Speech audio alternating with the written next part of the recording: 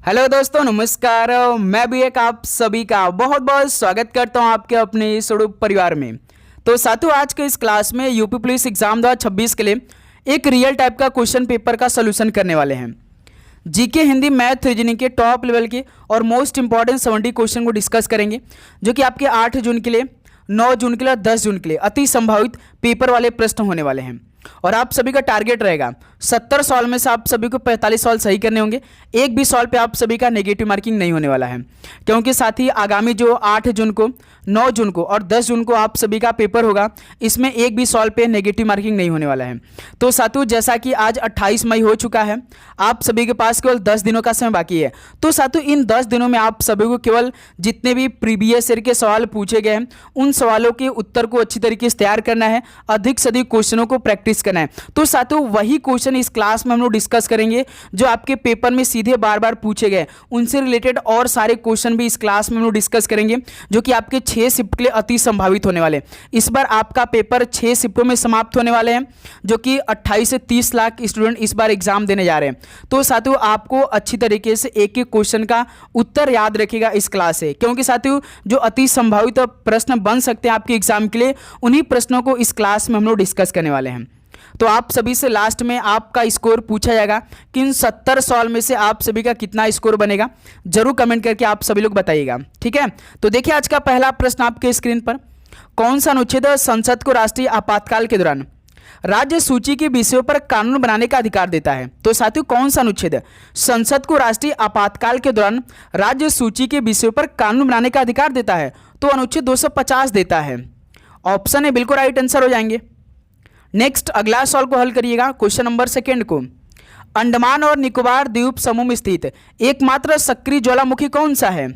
अंडमान और निकोबार द्वीप समूह में स्थित एकमात्र सक्रिय ज्वालामुखी कौन सा है? तो बैरन द्वीप है। बी ऑप्शन बिल्कुल राइट आंसर हो जाएंगे। नेक्स्ट, अगला सवाल को देखिएगा, क्वेश्चन नंबर 3 को। वायुमंडलीय परत और विशेषता का कौन सा युग्म सही ढंग से मेल खाता है? वायुमंडलीय परत और विशेषता का कौन सा युग्म सही ढंग से मेल खाता है? जैसे पहला ऑप्शन क्षोभमंडल मौसम से दिया है, तापमंडल ओजोन से दिया, ये गलत है भाई। मध्यमंडल उपग्रह, ये भी गलत है। समताप मंडल उल्कापिंड, ये भी गलत है। यानी कि इसमें जो युग्म सही है वो क्षोभमंडल, जो कि मौसम में आता है। तो पहला ही ऑप्शन इस सवाल का बिल्कुल राइट आंसर हो जाएंगे। नेक्स्ट, अगला सवाल को देखिएगा, क्वेश्चन नंबर 4 को। अस्थायी बंदोबस्त लागू करते समय बंगाल का गवर्नर जनरल कौन था? अस्थायी बंदोबस्त लागू करते समय बंगाल का गवर्नर जनरल कौन था? तो वो चार्ल्स कॉर्नवालिस था। बी ऑप्शन बिल्कुल राइट आंसर हो जाएंगे। नेक्स्ट, अगला सवाल को देखिएगा, क्वेश्चन नंबर 5 को। एशियाई खेलों के आयोजन का सुझाव सबसे पहले दिया गया था? बताइए साथियों, एशियाई खेलों के आयोजन का सुझाव सबसे पहले दिया गया था तो कहां पर दिया गया था? तो ध्यान रखिएगा, एशियाई देशों का सम्मेलन 1947 में नई दिल्ली में दिया गया था। ऑप्शन इस सवाल का बिल्कुल राइट आंसर हो जाएंगे। ओके, नेक्स्ट, अगला सवाल कॉल करिए, क्वेश्चन नंबर 6 को। 1987 में खेले गए क्रिकेट विश्व कप का क्या नाम था? ये साथियों इंपॉर्टेंट सवाल बनेंगे आपके एग्जाम के लिए। बताइएगा आप लोग, 1987 में खेले गए क्रिकेट विश्व कप का क्या नाम रखा गया था? तो रिलायंस कप था भाई, याद रखिएगा। ऑप्शन बिल्कुल राइट आंसर हो जाएंगे। नेक्स्ट, अगला सवाल देखिए, क्वेश्चन नंबर 7 को।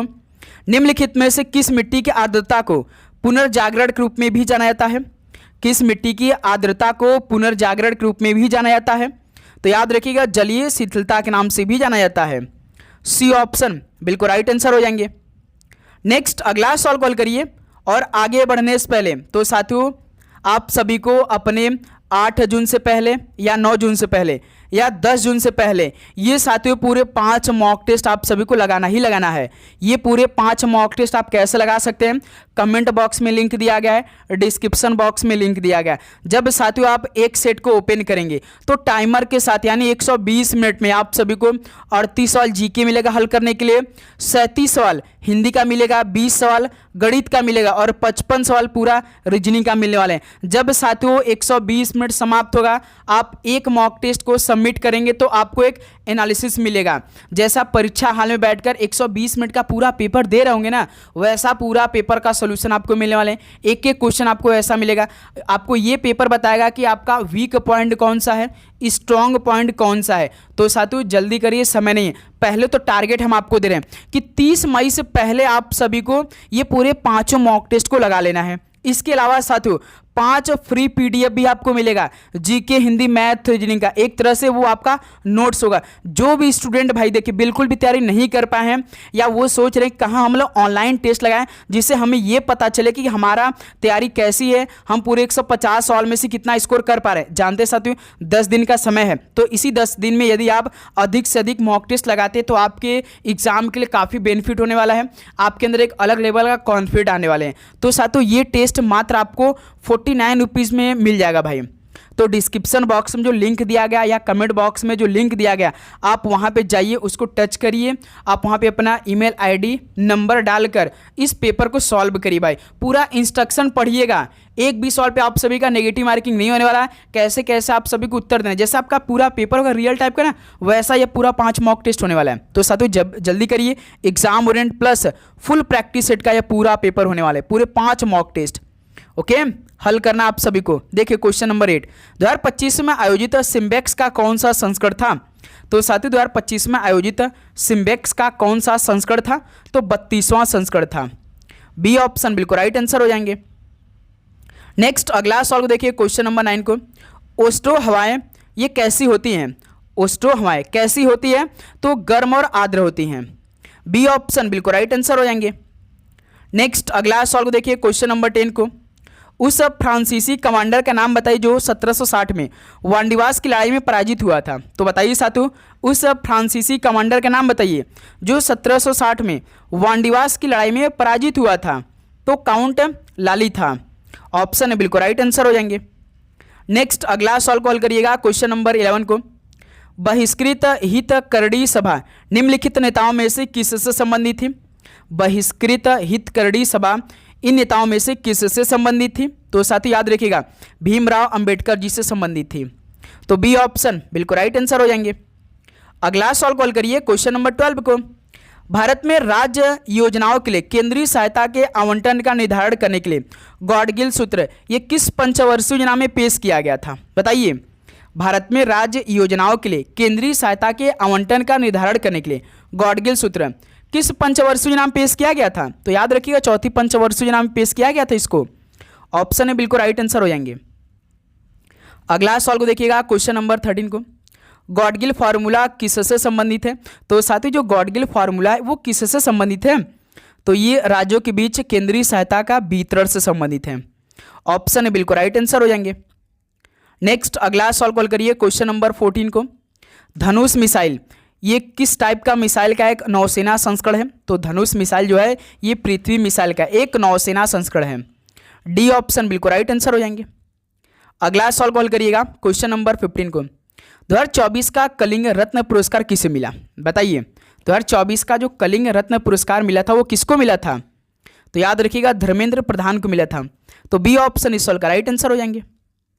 नेक्स्ट अगला सवाल को देखिए क्वेश्चन नंबर 16 को, स्वतंत्रता के बाद भारत द्वारा अपनाई गई आर्थिक प्रणाली कैसी थी? स्वतंत्रता के बाद भारत द्वारा अपनाई गई आर्थिक प्रणाली कैसी थी? तो मिश्रित अर्थव्यवस्था थी। सी ऑप्शन राइट आंसर हो जाएंगे। अगला सवाल को देखिएगा क्वेश्चन नंबर 17 को, भारत के उत्तरी मैदान मुख्य रूप से किन नदियों के निक्षेपों से बने हैं? तो साथियों भारत के उत्तरी मैदान मुख्य रूप से किन नदियों के निक्षेपों से बने हैं? तो गंगा, सिंधु और ब्रह्मपुत्र नदियों से बने हैं भाई। तो बी ऑप्शन इस सवाल का राइट आंसर हो जाएंगे। लास्ट में आप सभी से आपका स्कोर पूछाएगा तो जरूर स्कोर बताइएगा, ठीक है। क्वेश्चन नंबर 18 देखिए, 2011 की जनगणना के आधार पर उस भारतीय राज्य की पहचान करें जिसने ईसाई आबादी का उच्चतम प्रतिशत दर्ज किया। 2011 की जनगणना के आधार पर बताना है उस भारतीय राज्य की जिसने ईसाई आबादी का उच्चतम प्रतिशत दर्ज किया है। तो वो कौन सा स्टेट है? तो वो नागालैंड राज्य है। सी ऑप्शन राइट आंसर हो जाएंगे। अगला सवाल को देखिए क्वेश्चन नंबर 19 को, भाला फेंक के खेल से सीधे तौर पर कौन सा तकनीक शब्द जुड़ा है? तो साथियों भाला फेंक के खेल से सीधे तौर पर कौन सा तकनीक शब्द जुड़ा है इनमें से? तो वो सेक्टर शब्द जुड़ा है भाई। बी ऑप्शन बिल्कुल राइट आंसर हो जाएंगे।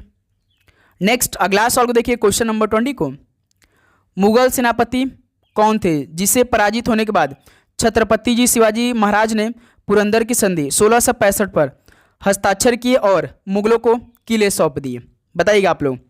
तो मुगल सेनापति राजा जय सिंह से पराजित होने के बाद छत्रपति जी शिवाजी ने पुरंदर की संधि 1665 पर हस्ताक्षर किए और मुगलों को किले क्या किए? सौंप दिए थे। तो सी ऑप्शन इस सवाल का राइट आंसर हो जाएंगे। अगला सवाल को देखिए क्वेश्चन नंबर 21 को, भारतीय क्रिकेटर रोहित शर्मा को 2026 में किस पद्म पुरस्कार से सम्मानित किया गया? ये इंपॉर्टेंट सवाल बनने वाले भाई, याद रखिएगा। तो भारतीय क्रिकेटर रोहित शर्मा को 2026 में किस पद्म पुरस्कार से सम्मानित किया गया है? तो पद्मश्री से सम्मानित किया गया है। सी ऑप्शन राइट आंसर हो जाएंगे। अगला सवाल देखिए क्वेश्चन नंबर 22 को, WPL 2026 की विजेता टीम को आधिकारिक तौर पर कितनी राशि पुरस्कार दी गई है? बताइए। WPL 2026 की विजेता टीम को आधिकारिक तौर पर कितनी पुरस्कार राशि दी गई है? तो पूरे 6 करोड़ रुपए दी गई है भाई।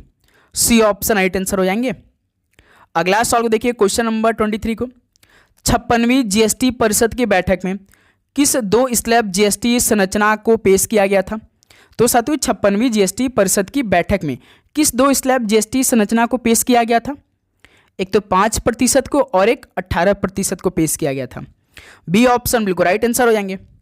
नेक्स्ट अगला सवाल कॉल करिए क्वेश्चन नंबर 24 को, निम्नलिखित में से कौन सा लोक नृत्य बिसागु उत्सव के दौरान किया जाता है? कौन सा लोक नृत्य बिसागु उत्सव के दौरान किया जाता है? तो बागुरुम्बा किया जाता है। सी ऑप्शन बिल्कुल राइट आंसर हो जाएंगे। अगला सवाल कॉल करिएगा क्वेश्चन नंबर 25 को, ब्लू फ्लैग प्रमाणन निम्नलिखित में से किसे दिया जाता है? ब्लू फ्लैग प्रमाणन किसे दिया जाता है? तो साथियों याद रखिएगा, पर्यावरण के अनुकूल समुद्र तट को दिया जाता है। तो ऑप्शन ए बिल्कुल राइट आंसर हो जाएंगे। नेक्स्ट अगला सवाल कॉल करिए क्वेश्चन नंबर 26 को, गंगा दशहरा हर साल ज्येष्ठ माह के शुक्ल पक्ष के किस दिन पर मनाया जाता है? गंगा दशहरा हर साल ज्येष्ठ माह के शुक्ल पक्ष के किस दिन में मनाया जाता है? तो 10वां दिन पर मनाया जाता है। सी ऑप्शन राइट आंसर हो जाएंगे। नेक्स्ट अगला सवाल को देखिए क्वेश्चन नंबर 27 को, 2025 के एमी अवार्ड्स में सीमित या एंथोलॉजी सीरीज के लिए सर्वश्रेष्ठ लेखन किसने जीता? 2025 के एमी अवार्ड्स में सीमित या एंथोलॉजी सीरीज के लिए सर्वश्रेष्ठ लेखन किसने जीता था? तो जैन थॉर ने जीता था। बी ऑप्शन बिल्कुल राइट आंसर हो जाएंगे। साथियों लास्ट में आप सभी से आपका स्कोर पूछा जाएगा, याद रखिएगा, और आपको अपने 8 जून 9 जून या 10 जून से पहले इन सारे सवालों का उत्तर याद होना चाहिए। ठीक है, देखिए क्वेश्चन नंबर 28, शेरशाह ने अपने साम्राज्य को सिक्कों में विभाजित किया जो मुगलों के अधीन किस प्रशासनिक प्रभाग के बराबर था? शेरशाह ने अपने साम्राज्य को सिक्कों में विभाजित किया जो कि मुगलों के अधीन किस प्रशासनिक प्रभाग के बराबर था? तो ये साथियों सरकार के प्रभाग के बराबर था। तो डी ऑप्शन बिल्कुल राइट आंसर हो जाएंगे। नेक्स्ट अगला सवाल देखिए क्वेश्चन नंबर 29 को, लोहित नदी अंततः किस प्रमुख नदी प्रणाली में विलीन हो जाती है? लोहित नदी अंततः किस प्रमुख नदी प्रणाली में विलीन हो जाती है? तो साथियों याद रखिएगा, ब्रह्मपुत्र नदी में विलीन हो जाती है। सी ऑप्शन राइट आंसर हो जाएंगे। नेक्स्ट अगला सवाल को देखिए क्वेश्चन नंबर 30 को, निम्नलिखित में से कौन सा शब्द अर्थ का विपरीतार्थक है? बताइए साथियों कौन सा शब्द अर्थ का विपरीतार्थक है? तो इति है। डी ऑप्शन बिल्कुल राइट आंसर हो जाएंगे। नेक्स्ट अगला सवाल को देखिए क्वेश्चन नंबर 31 को, जहां पर लोगों का मिलना हो इस वाक्यांश के लिए शब्द क्या होगा? जहां पर लोगों का मिलना हो इस वाक्यांश के लिए एक शब्द क्या होगा? तो उसे सम्मेलन कहते हैं, जहां पर लोगों का मिलना होता है। डी ऑप्शन बिल्कुल राइट आंसर हो जाएंगे। अगला सवाल कॉल करिए क्वेश्चन नंबर 32 को, ज्योतिष शास्त्र में शनि को न्याय का देवता माना जाता है। वाक्य में रेखांकित तो शब्द का पर्यायवाची शब्द बताइए, यानी कि देवता, इसमें यही रेखांकित शब्द देवता, तो इसका पर्यायवाची शब्द क्या होगा? तो परमेश्वर होगा। डी ऑप्शन बिल्कुल राइट आंसर हो जाएंगे। अगला सवाल को देखिए क्वेश्चन नंबर 33 को, शिखा का डैश मुख्य सबको आकर्षित करता है, रिक्त स्थान के लिए उचित शब्द बताइए। यानी कि शिखा का चारों मुख्य सबको आकर्षित करता है, तो इसमें रिक्त स्थान क्या होगा? चारों होगा। डी ऑप्शन बिल्कुल राइट आंसर हो जाएंगे। नेक्स्ट अगला सवाल को देखिए क्वेश्चन नंबर 34 को, निम्नलिखित में से तद्भव शब्द क्या है? तो साथियों तद्भव शब्द क्या है इनमें से? तो कुष्ठ एक तद्भव शब्द है। सी ऑप्शन राइट आंसर हो जाएंगे। ओके, अगला सवाल कॉल करिए क्वेश्चन नंबर 35 को, सरोवर में कमल खिले हैं, रेखांकित शब्द का पर्यायवाची शब्द बताइए। कमल का पर्यायवाची क्या हो जाएगा? तो राजीव हो जाएगा ऑप्शन के अकॉर्डिंग। तो बी ऑप्शन बिल्कुल राइट आंसर हो जाएंगे। ओके, नेक्स्ट अगला सवाल को देखिए, क्वेश्चन नंबर 36 को, दिए गए वाक्य में रेखांकित खंड को प्रतिस्थापित करने के लिए उपयुक्त विकल्प का चयन करें। बच्चों को देखकर वह बहुत खुश हो गया, यानी कि खुश की जगह क्या होगा? यही आप सभी का भाई रेखांकित खंड है, तो इसकी जगह बेस्ट क्या होगा? तो साथियों याद रखिए, बच्चों को देखकर वह बहुत प्रसन्न हो गया, खुश की जगह क्या होगा? प्रसन्न हो जाएगा। तो बी ऑप्शन इस सवाल का राइट आंसर हो जाएंगे। नेक्स्ट अगला सवाल कॉल करिए, क्वेश्चन नंबर 37 को, दिए गए वाक्य का वह भाग ज्ञात करें जिसमें कोई त्रुटि है। हमारे राष्ट्र में भ्रष्टाचार देखकर मुझे बड़ा दुख होता है। बताइए साथियों, यानी कि साथियों जैसे कि इसमें देखिए, पहले तो भाई सर्वनाम संबंधी त्रुटि इसमें है, इसमें सर्वनाम संबंधी त्रुटि है। तो जैसे साथियों हम बोलते हैं कि अपने राष्ट्र में भ्रष्टाचार देखकर मुझे बड़ा दुख होता है, तो यहाँ पे साथियों क्या होगा? हमारे इसमें क्या होगा? गलत होगा भाई। इसमें क्या होगा? ध्यान रखिएगा, अपने राष्ट्र में भ्रष्टाचार देखकर मुझे बड़ा दुख होता है, तो हमारे राष्ट्र नहीं, अपने राष्ट्र में हो जाएगा। ठीक है, तो ऑप्शन इस सवाल का ना बिल्कुल राइट आंसर हो जाएंगे। ये बात याद रखिएगा आप लोग। क्लियर? नेक्स्ट अगला सवाल को देखिए, क्वेश्चन नंबर 38 को, तू डाल डाल मैं पात पात, इसका अर्थ क्या होता है? तू डाल डाल मैं पात पात, इसका अर्थ क्या होता है? यानी दोनों चालाक। सी ऑप्शन राइट आंसर हो जाएंगे। नेक्स्ट अगला सवाल को देखिए, क्वेश्चन नंबर 39 को, दिए गए शब्द का विलोम शब्द ज्ञात कीजिए। ऊर्ध्वगामी, इसका विलोम शब्द क्या होगा? बताइए। ऊर्ध्वगामी यानी कि साथियों अधोगामी हो जाएगा। ऑप्शन है इस सवाल का बिल्कुल राइट आंसर हो जाएंगे। नेक्स्ट अगला सवाल को देखिए, क्वेश्चन नंबर 40 को, इनमें से शुद्ध वाक्य कौन सा है? तो बताइए साथियों, इनमें से शुद्ध वाक्य कौन सा है? बच्चा अपने पिता से, गलत है। बच्चा अपने पिता से रुपए मांगता है, ये ठीक लग रहा है। बच्चा अपना पिता से रुपए मांगता है, ये भी गलत है। बच्चा अपने पिता रुपए मांगते हैं, ये गलत है। यानी बी ऑप्शन शुद्ध वाक्य, तो राइट आंसर हो जाएंगे भाई। क्लियर? नेक्स्ट अगला सवाल कॉल करिएगा, क्वेश्चन नंबर 41 को, वह मनुष्य जो सबको समान भाव से देखे उसे क्या कहेंगे? वह मनुष्य जो सबको समान भाव से देखे उसे क्या कहेंगे? तो साथियों याद रखिए, समदर्शी कहेंगे। सी ऑप्शन राइट आंसर हो जाएंगे। अगला सवाल देखिए, क्वेश्चन नंबर 42 को, चमड़ी जाए पर दमड़ी न जाए, लोकोक्ति का अर्थ क्या होगा? चमड़ी जाए पर दमड़ी न जाए, इस लोकोक्ति का अर्थ क्या हो जाएगा? अत्यधिक कंजूस होना हो जाएगा। तो ऑप्शन इस सवाल का बिल्कुल राइट आंसर हो जाएंगे। नेक्स्ट अगला सवाल देखिए, क्वेश्चन नंबर 43 को, मैं कभी किसी पर नहीं गई, उचित सार्थक निरर्थक शब्द युग्म से वाक्य पूर्ण करें। तो साथियों इसमें क्या बनेगा? मैं कभी किसी पहाड़ वहाड़ पर नहीं गई, नदी नाली, ये गलत है भाई।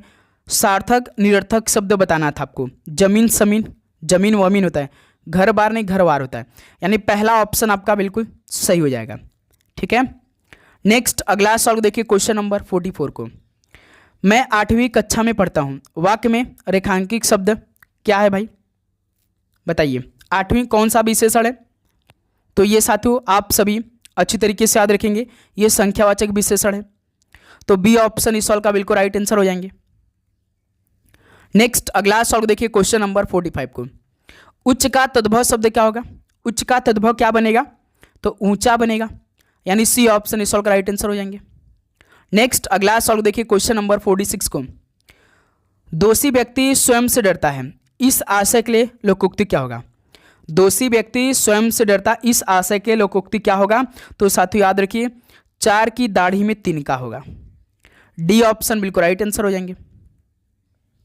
अगला सवाल देखिए, क्वेश्चन नंबर 47 को, 4 विकल्पों में से उस विकल्प का चयन करें जो रेखांकित शब्द के लिए उचित विकल्प हो। बच्चे को बिलखता देखकर सीमा का जाग उठा, क्या? ममता, माँ, शत्रु या ममत्व? बताइए साथियों। बच्चे को बिलखता देखकर सीमा का ममत्व जाग उठा, यानी डी ऑप्शन इस सवाल का बिल्कुल राइट आंसर हो जाएंगे। नेक्स्ट अगला सवाल कॉल करिए, क्वेश्चन नंबर 48 को, रेखांकित पद का लिंग बदलकर वाक्य को पुनः लिखिए। घोड़ा नाच रहा है, यानी साथियों की घोड़ी नाच रही है, लिंग आपका हो जाएगा भाई बदलकर। सी ऑप्शन बिल्कुल राइट आंसर हो जाएंगे।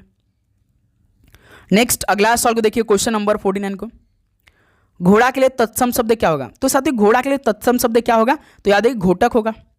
सी ऑप्शन है, बिल्कुल राइट आंसर हो जाएंगे। नेक्स्ट अगला सवाल देखिए क्वेश्चन नंबर 50 को। वाक्य में रेखांकित तत्सम शब्द का तद्भव रूप शब्द कौन सा है?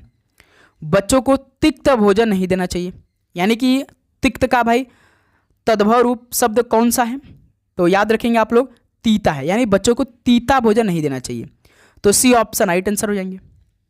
नेक्स्ट अगला सवाल देखिए क्वेश्चन नंबर 51 को।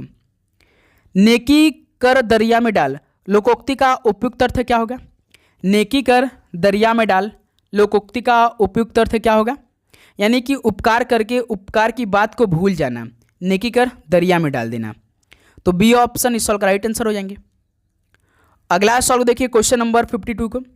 निम्नलिखित में से अग्नि का पर्यायवाची शब्द कौन सा नहीं है? तो साथियों अग्नि का पर्यायवाची शब्द कौन सा नहीं है? तो जैसे देखिए हुतासन है, कृषाणु है, वैश्वानर है, लेकिन यातुधान नहीं है। तो सी ऑप्शन बिल्कुल राइट आंसर हो जाएंगे। ओके, अगला सवाल देखिए क्वेश्चन नंबर 53 को। जिसने इंद्रियों पर विजय पा ली हो, इसके लिए एक शब्द क्या होगा? बताइए, जिसने इंद्रियों पर विजय पा ली हो, इसके लिए एक शब्द क्या होता है? तो जितेंद्रिय बोलेंगे। डी ऑप्शन बिल्कुल राइट आंसर हो जाएंगे। अगला सवाल को देखिए क्वेश्चन नंबर 54 को।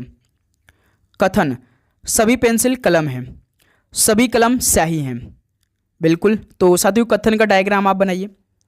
जब रीजनिंग का ये सवाल आ गया कथन और डायग्राम वाला, कथन और निष्कर्ष वाला, तो आप सभी को हमेशा याद रखिएगा कथन का स्पेशल तौर पे डायग्राम बना लेना ही लेना है, क्योंकि साथियों जब आप इस सवाल का कथन का डायग्राम बना लेंगे तो आप सभी से कभी ये सवाल गलती नहीं होगा, आप हर बार सही करेंगे। ठीक है मेरे दोस्त, तो हल करिए ध्यान से। चलिए 1 मिनट का समय आप सभी को हम इस सवाल को हल करने के लिए टाइम दे रहे हैं।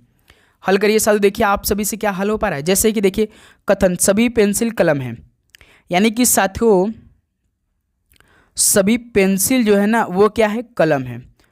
पेंसिल को पी से लिख रहे हैं, कलम को के से लिखेंगे।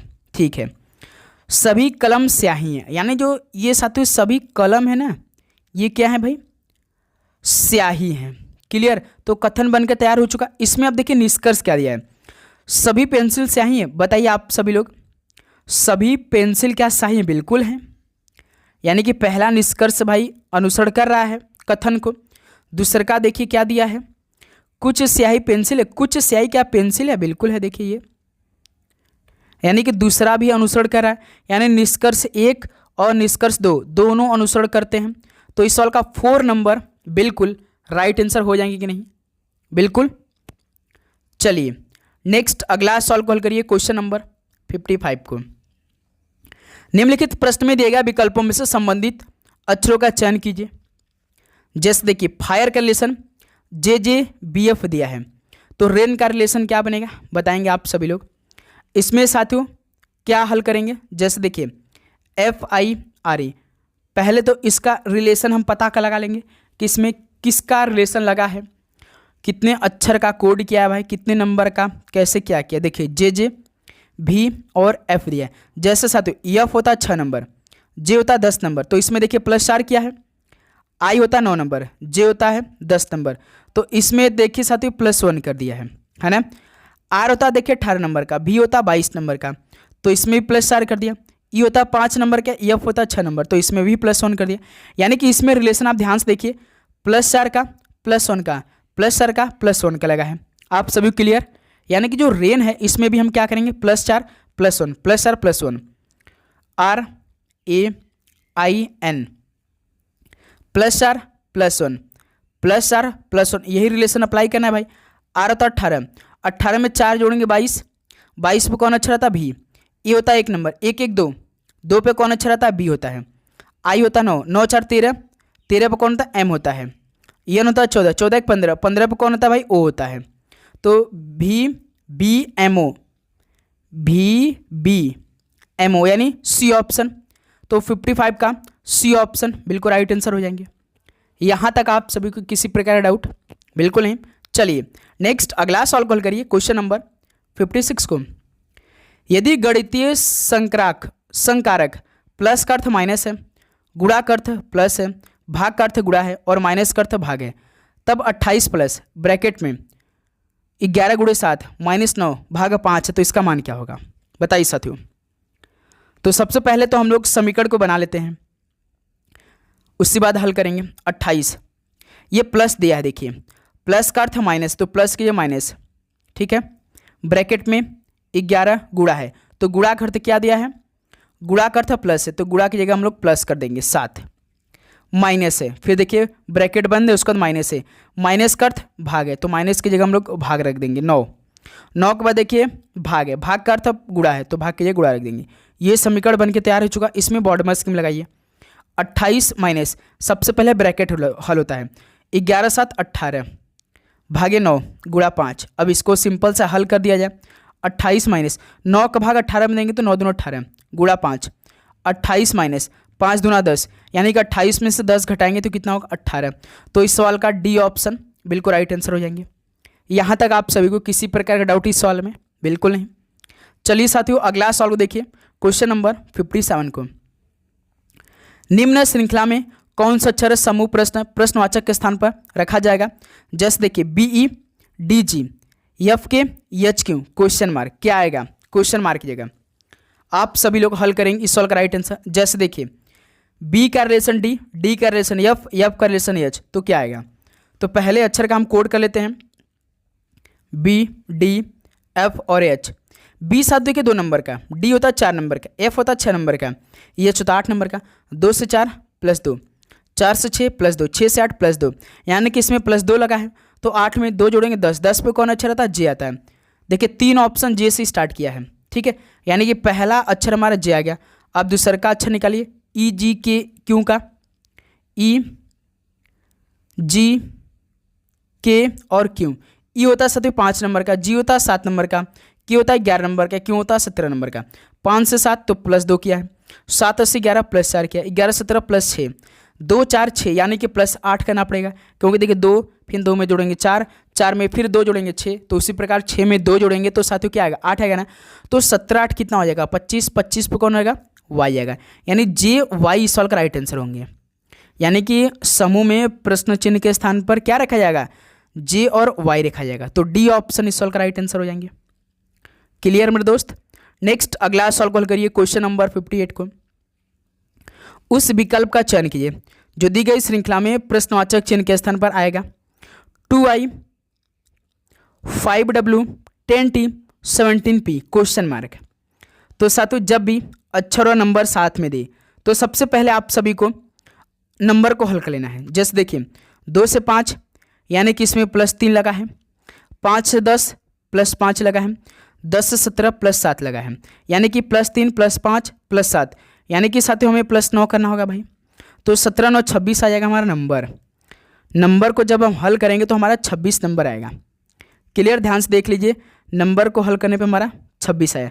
अब अक्षर देखिए क्या क्या दिया है, W Y W, ठीक है, Y W T और P, ठीक है। Y होता है साथी 25 नंबर का, W होता है 23 नंबर का, T होता है 20 नंबर का, P होता है 16 नंबर का। देखिए 25 23 -2, 23 से 20 -3, 20 से 16 -4, यानी कि -2 -3 -4। तो इसमें हम क्या करेंगे -5 कर देंगे। 16 में से -5 करेंगे 11, 11 पे कौन अक्षर था किया था, यानी 26 किया जाएगा, यानी कि 26 के पहला ऑप्शन बिल्कुल राइट आंसर है। सभी को समझ में आया भाई। नंबर को हल किया तो 26 आया, अक्षर को हल किया तो 11 जो कि किया आया, ठीक है, सभी क्लियर। नेक्स्ट अगला सॉल्व कॉल करिएगा, क्वेश्चन नंबर 59 को।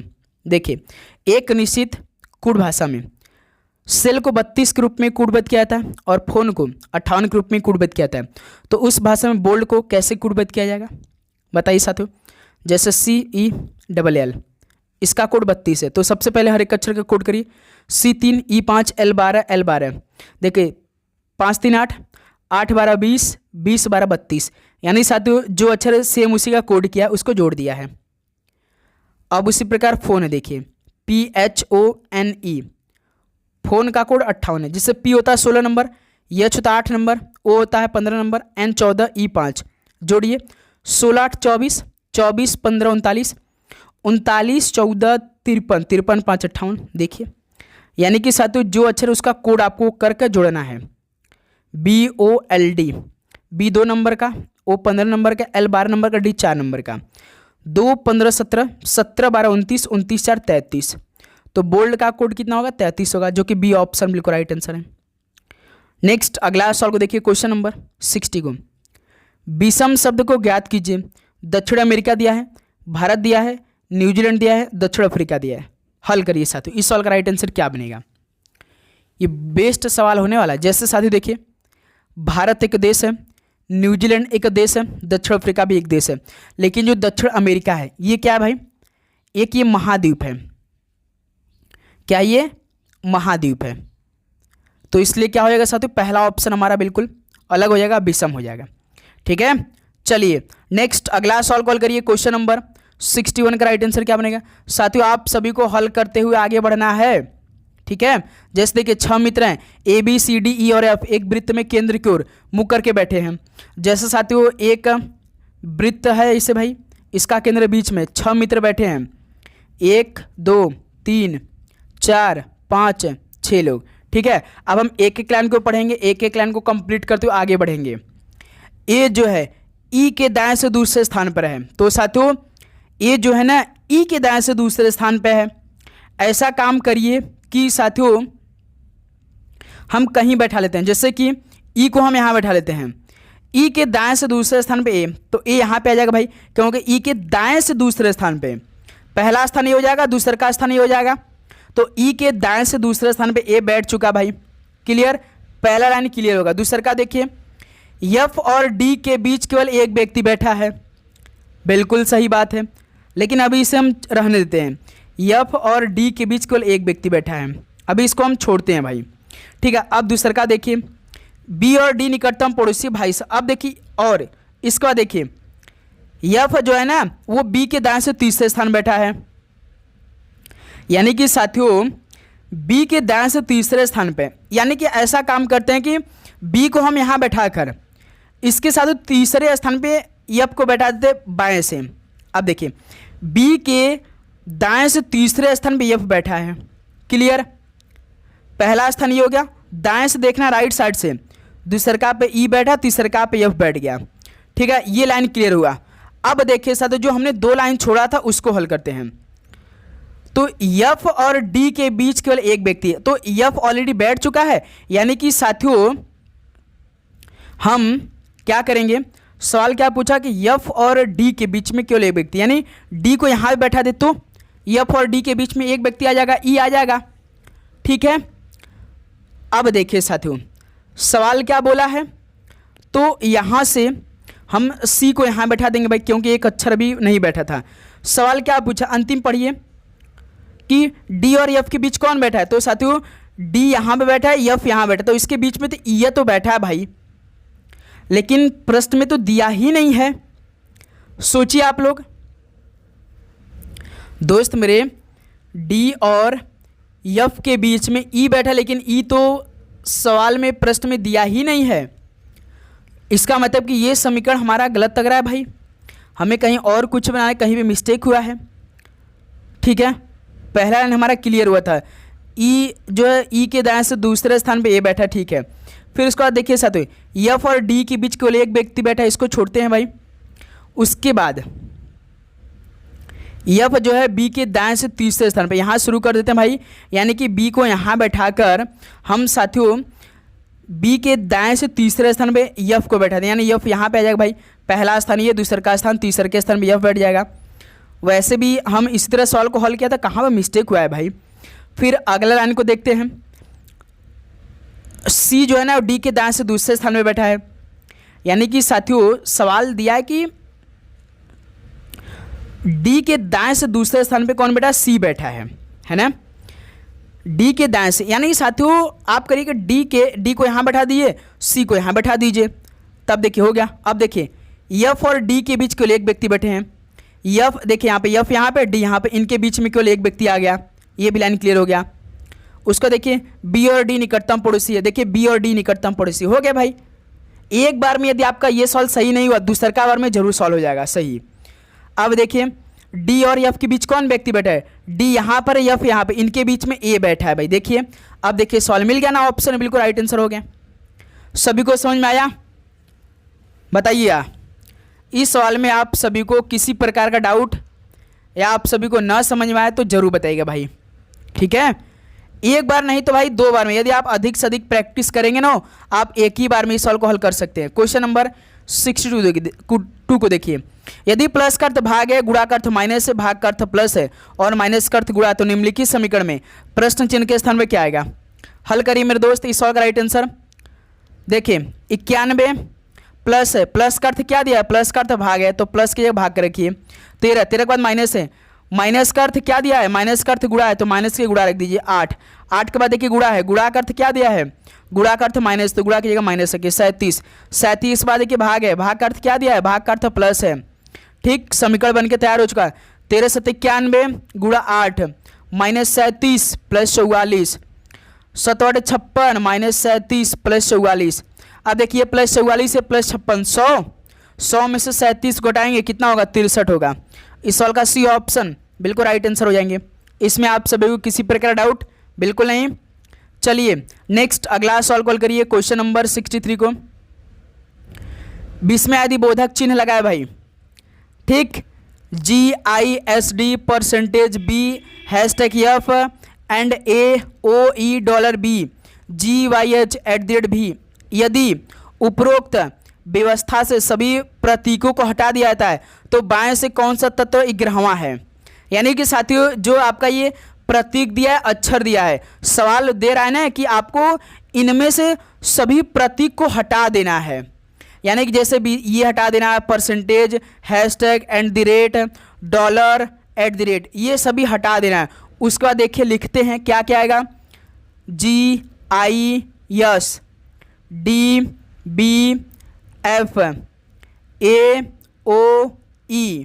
AOE, फिर उसके बाद B, फिर उसके बाद G, फिर उसका देखिए Y, फिर उसका देखिए HYH भी, ये हो गया। अब सवाल क्या पूछा? यदि तो सदी बाएं से कौन सा तत्व 11वां, यानी बाएं से यानी इधर से 11वां तत्व कौन सा? देखिए 1 number, 2 number, 3 number, 4 number, 5 number, 6 number, 7 number, 8 number, 9 number, 10 number, 11वां नंबर, यानी कौन सा अक्षर होगा? जी होगा। पहला ऑप्शन बिल्कुल राइट आंसर हो जाएंगे भाई। 11वां तत्व पूछा है ना तो बाएं से 11वें नंबर पे कौन आएगा? जी आएगा। तो इस सवाल का ऑप्शन बिल्कुल राइट आंसर हो जाएंगे। साथ ही जब बड़ा बड़ा सवाल है ना तो आपको कंफ्यूजन क्रिएट नहीं करना है, बहुत आसान सवाल होते हैं भाई वो, ठीक है। अगला सवाल कॉल करिए, क्वेश्चन नंबर 64 को। देखिए एक महिला की तस्वीर की ओर इशारा करते हुए भीम ने कहा, एक महिला की तस्वीर की ओर इशारा करते हुए भीम ने कहा, भीम ने एक महिला की ओर इशारा करते हुए कहा, ठीक है, कहा कि वह मेरी माता, यानी माता, इसकी माता, भीम की माता, माता के पुत्र, माता के पुत्र की एक बहन, यानी अपने बारे में तो बात करे भाई। यानी देखिए भीम हो गया, इसकी माता ये हो गई। अब सवाल बोला कि वह मेरी माता, यानी अपने मम्मी की माता के पुत्र की एकमात्र बहन, अपने बारे में बात करा है, एकमात्र बहन है, तो वह महिला भीम से कैसे संबंधित होगी आपसे बताएं? यानी वो क्या हो जाएगी? बहन हो जाएगी ना भाई। यानी जो माता जी हैं इनका बेटा भीम है, इनकी बेटी बहन है, यानी इनकी ये जो लड़की है तस्वीर जो है, तो ये क्या भीम और वो लड़की क्या है? आपस में भाई बहन हो जाएंगी। यानी सॉल्व का डी ऑप्शन बिल्कुल राइट आंसर हो जाएंगे। तो महिला भीम की बहन है, ठीक है। ध्यान रखिए एक सिस्टर केवल थी भाई। नेक्स्ट अगला सवाल कॉल करिए, क्वेश्चन नंबर 65 का राइट आंसर क्या बनेगा? अब इस सवाल को हल करिए भाई।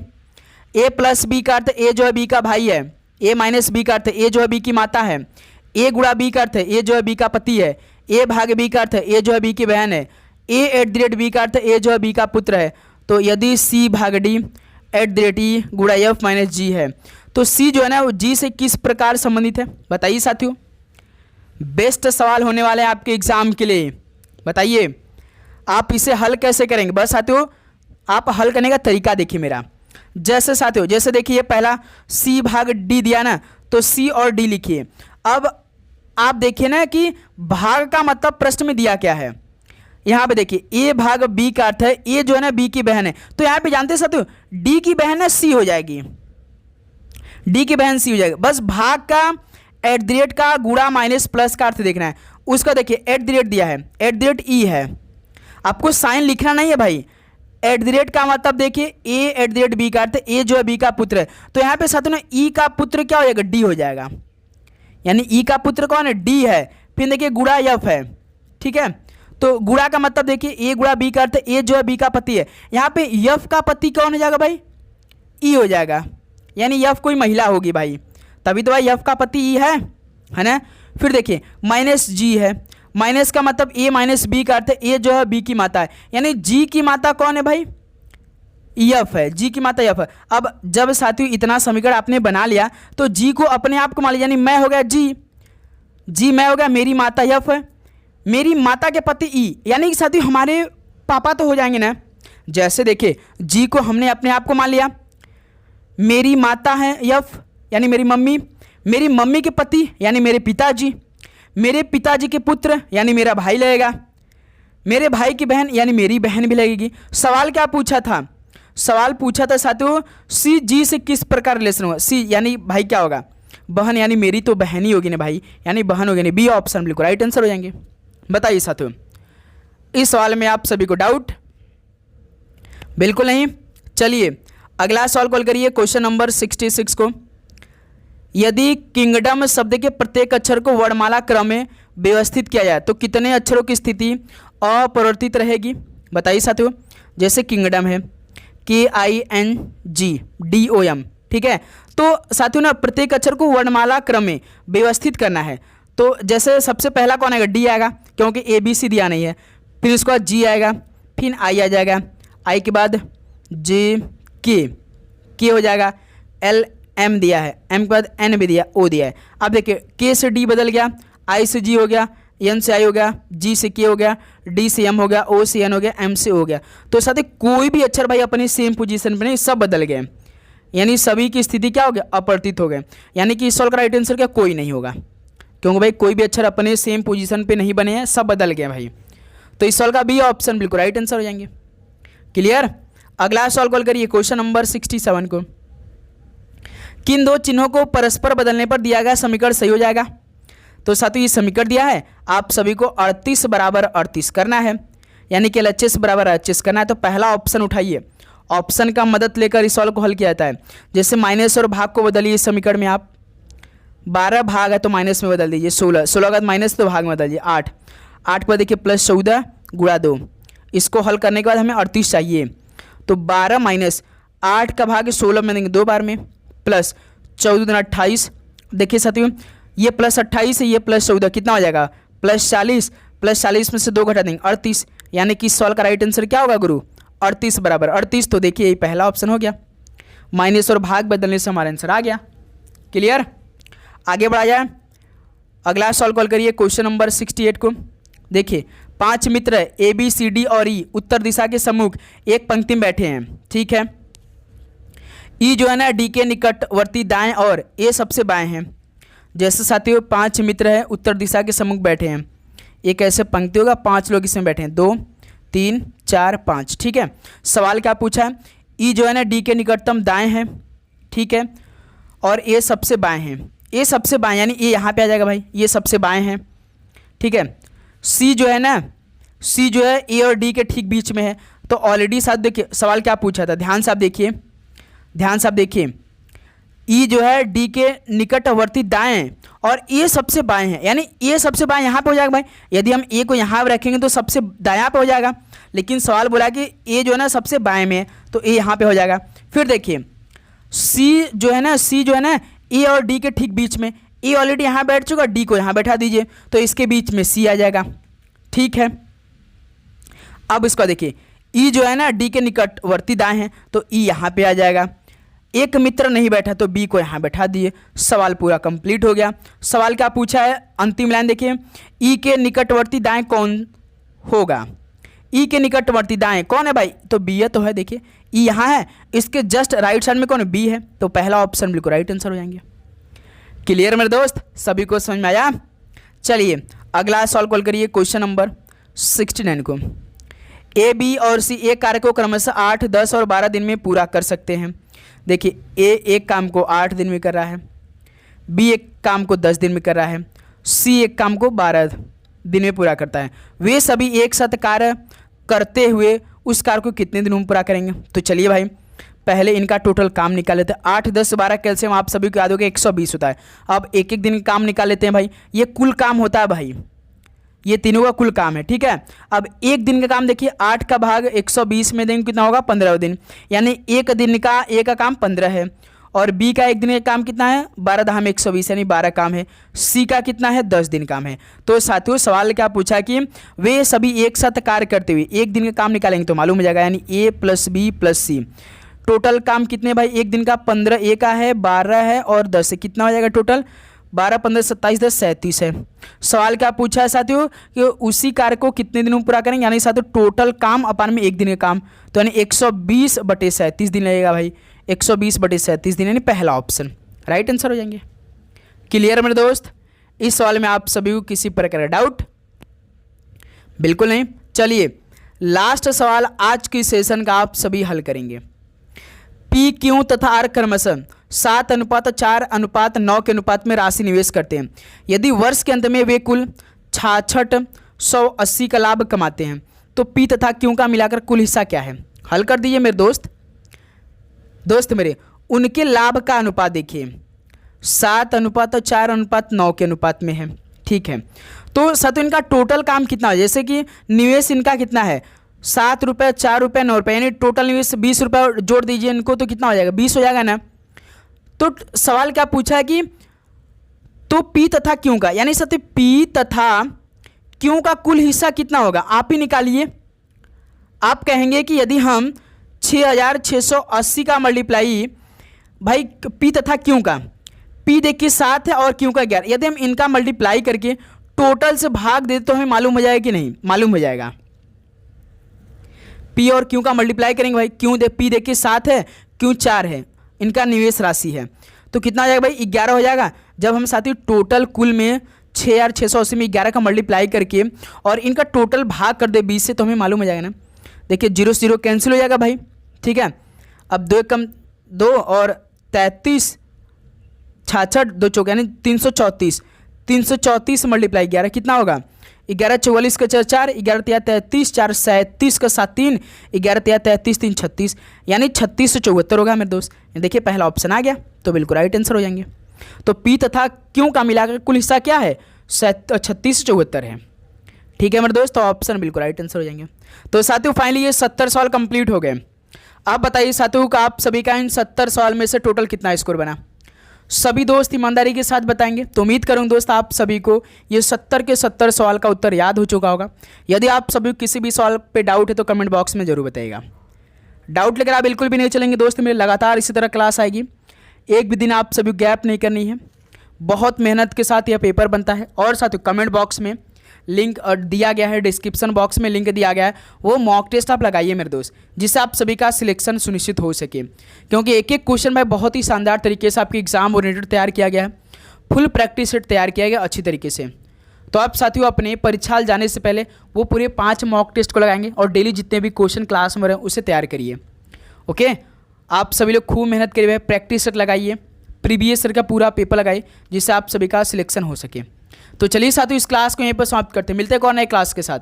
आप सभी को एग्जाम के लिए बेस्ट ऑफ लक। यदि आप चैनल पर नए हैं तो चैनल को जरूर सब्सक्राइब करने के बाद नोटिफिकेशन को भी ऑन कर लेंगे। ओके, आप सभी को एग्जाम के लिए best of luck. God bless you, धन्यवाद, वंदे मातरम।